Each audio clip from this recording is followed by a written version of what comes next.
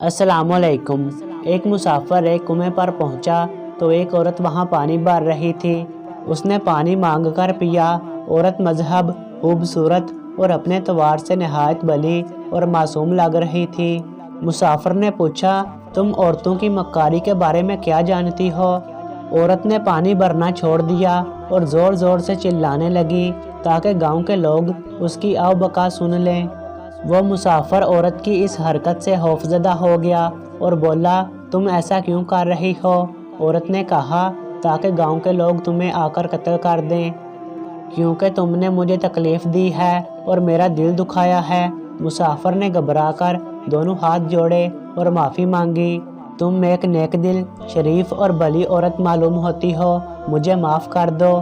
یہ سنتے ہی عورت نے پانی سے بھرا ہوا گھڑا اپنے اوپر ڈال کر خود کو تار کر لیا۔ اتنے میں گاؤں کے لوگ وہاں پہنچ گئے۔ عورت نے ان لوگوں کو بتایا کہ میں کنویں میں گر گئی تھی اور اس نیک مسافر نے میری جان بچائی۔ لوگوں نے اس کا شکریہ ادا کیا اور اس کی جواں مردی کا تذکرہ کرنے لگے۔ واپس جاتے ہوئے عورت نے سرگوشی سے اس کو کہا، یاد رکھو، اگر عورت کو تکلیف دو گے تو وہ تمہیں قتل کروا دے گی، اور اگر اسے خوش رکھو گے تو وہ تمہیں موت کے منہ سے بھی نکال لائے گی۔